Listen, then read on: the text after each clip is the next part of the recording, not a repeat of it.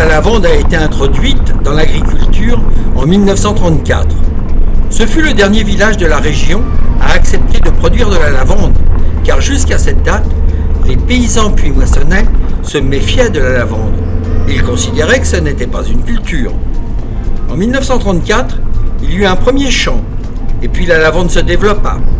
C'est en 1956 que la lavande va faire fortune de Puy-Manson. Le prix de la lavande a grimpé en flèche.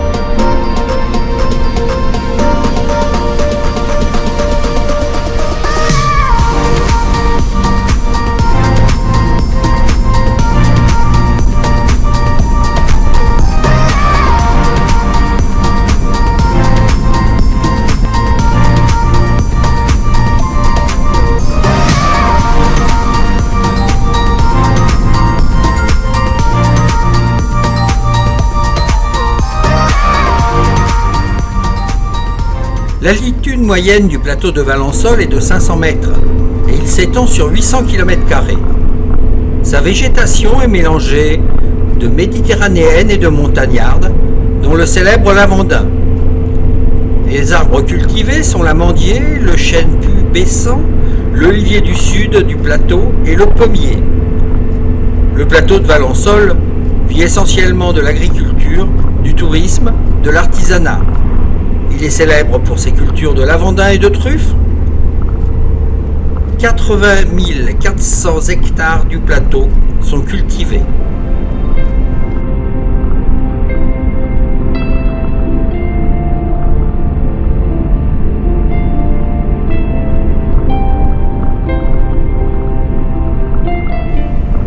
Communément vendu sous le nom de lavande, le lavandin est pourtant une plante différente de la véritable lavande.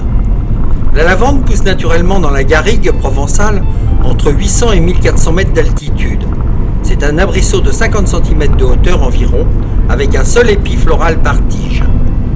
Le lavandin est un croisement entre les deux espèces de lavande connues. Il ne peut donc pas se reproduire naturellement et doit être bouturé, poussant entre 200 et 800 mètres d'altitude.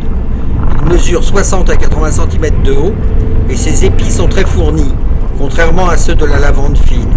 C'est l'espèce la plus courante dans le midi de la France, 80% des surfaces cultivées.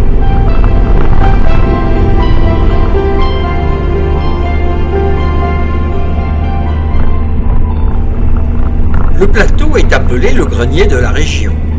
Le lavandin est la culture la plus fameuse du plateau, pourtant en voie de disparition depuis 30 ans par la concurrence étrangère.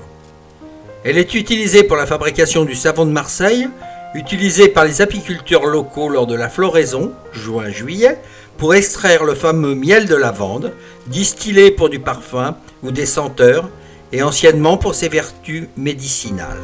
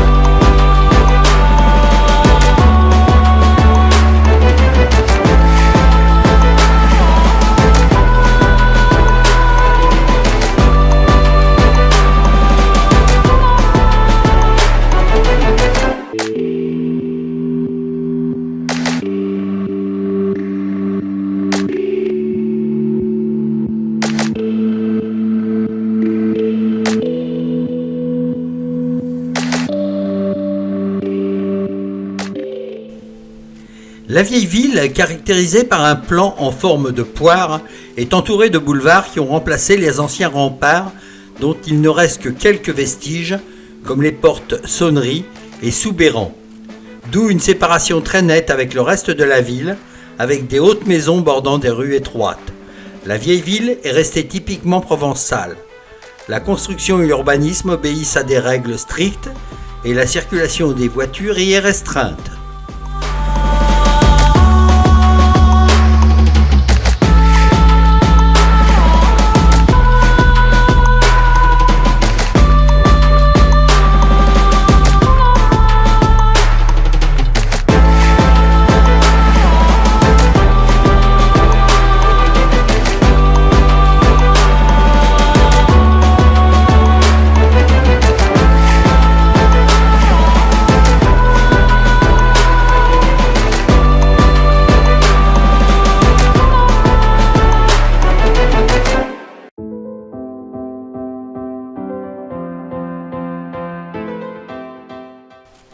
L'église Saint-Sauveur est une église de style romano-gothique des XIIe et XIIIe siècles, classée monument historique.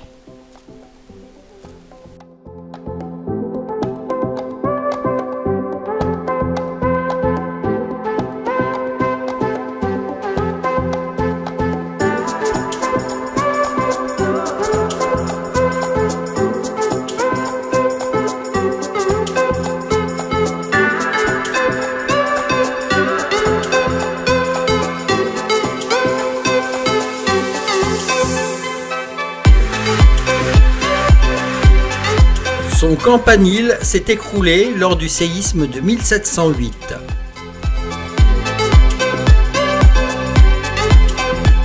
Notre-Dame de Roumiguier est une église romane située place de l'Hôtel de Ville et classée monument historique. Elle a été restaurée au XVIIIe siècle. L'église abrite une statue de la Vierge Noire, la plus vieille de France, selon Serge Panarotto, et accueille sur sa façade une Vierge en marbre de Carrare par Pierre Puget. Dans une chapelle à l'extrémité du bas-côté gauche se trouve un autel formé d'un sarcophage en marbre du IVe siècle et une statue en bois du XIIe siècle, Notre-Dame de Romeillier. L'autel est un sarcophage du Ve siècle, elle contient aussi la croix de Manosque. J'ai eu la chance exceptionnelle d'accéder à la sacristie, lieu habituellement fermé au public.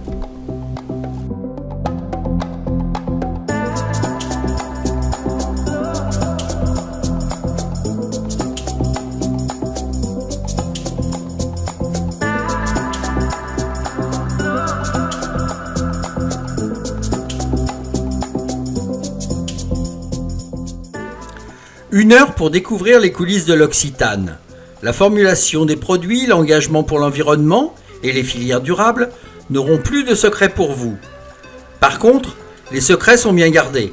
Impossible de faire ni photo ni vidéo. C'est pour cela que j'ai introduit dans ce film la vidéo d'usine réalisée par l'Occitane.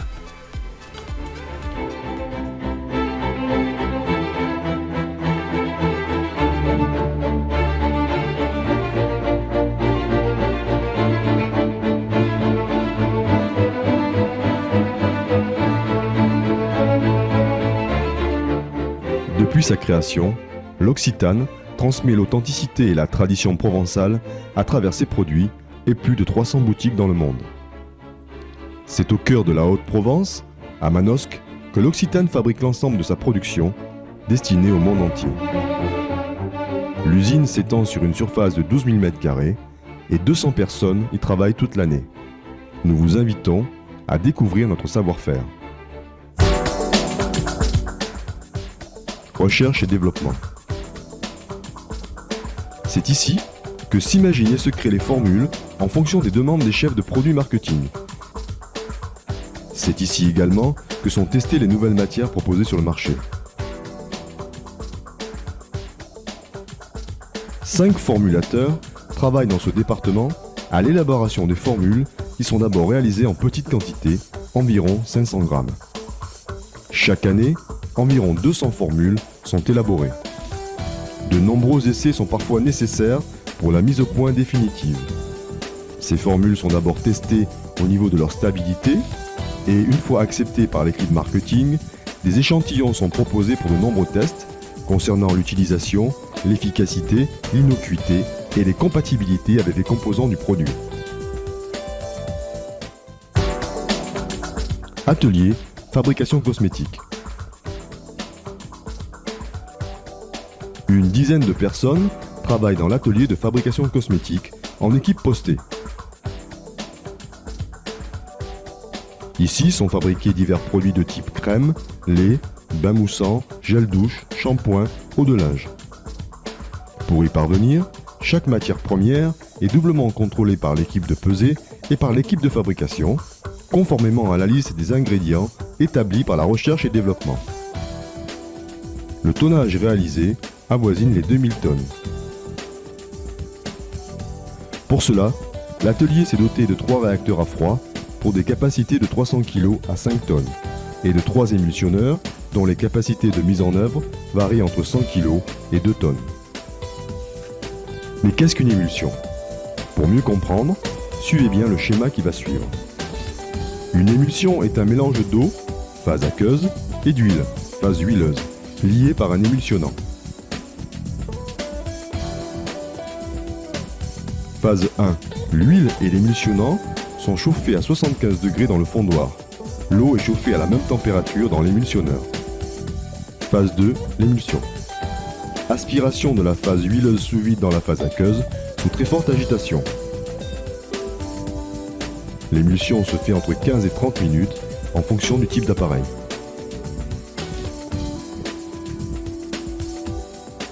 Phase 3. Le refroidissement. Le réacteur est refroidi lentement.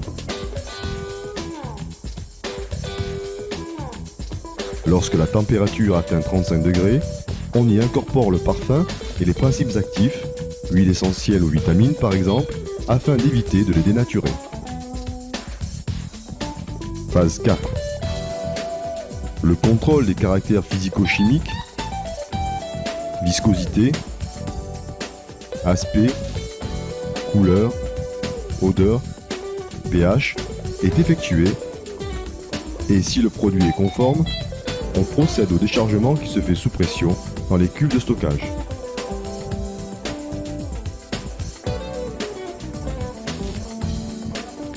Celles-ci sont mises en quarantaine 3 jours en attendant des résultats du contrôle bactériologique par le service qualité.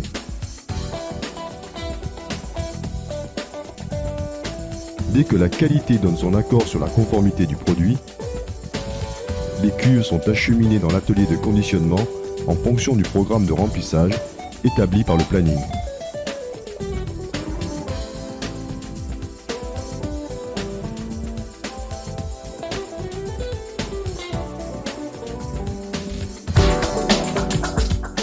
Atelier de conditionnement.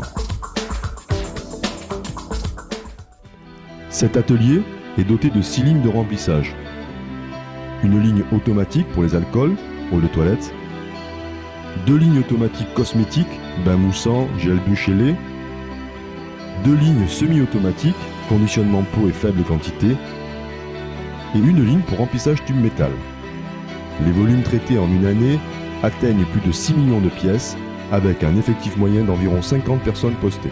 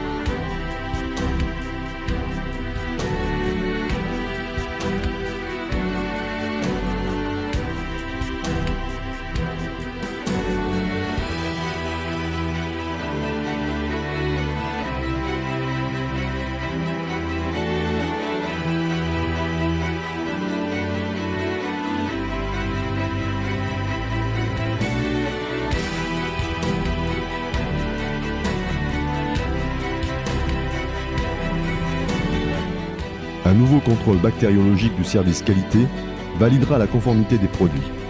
Dès confirmation, les produits seront disponibles pour la vente. Le procédé est sensiblement le même pour l'ensemble des autres produits.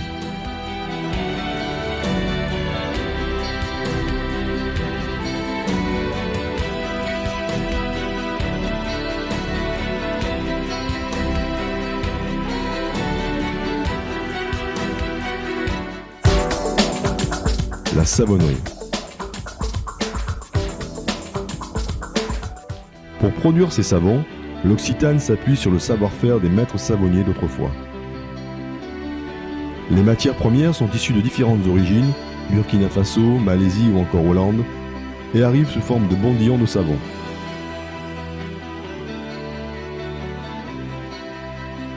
Ceux-ci sont mélangés aux huiles essentielles ou aux parfums, colorants naturels et principes actifs, sélectionnés dans le plus grand respect de la nature.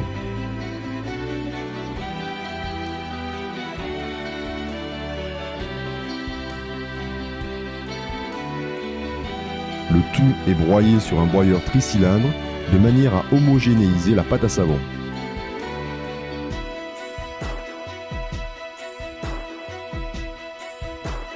À la suite du broyage, les copeaux sont déchargés dans des bacs, filmés pour éviter une déperdition d'humidité. Les bacs sont disposés en fonction du planning de fabrication sur les têtes de ligne où le copeau va être compacté à l'intérieur d'une vis sans fin appelée boudineuse. Le savon sort en barre après passage dans un préformeur, puis est coupé pour ajustement du poids et ensuite acheminé dans un moule afin de lui donner sa forme définitive.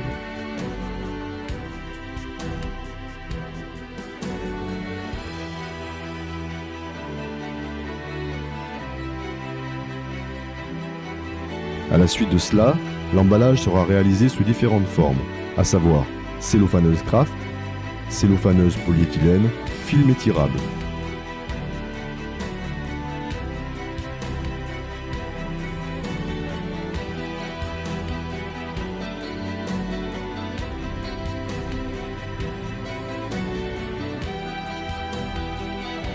Puis la mise en carton est manuelle et le contrôle de conformité a lieu.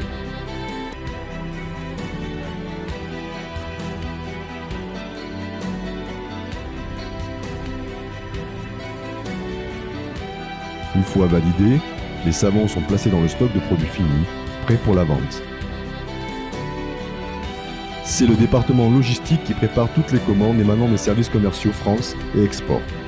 À l'aide d'un processus informatisé, sont traités tous les types de commandes, celles destinées à un réseau de détaillants et de boutiques en France, mais aussi celles pour le marché export, qui compte des palettes entières acheminées par conteneurs maritimes dans plus de 47 pays.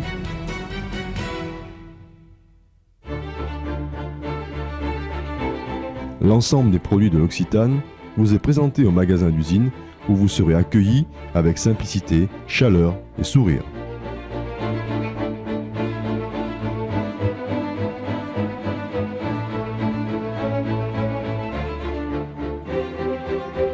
L'Occitane commercialise des produits authentiques, formulés à base d'ingrédients naturels, d'huiles essentielles pures et d'actifs végétaux, de préférence biologiques.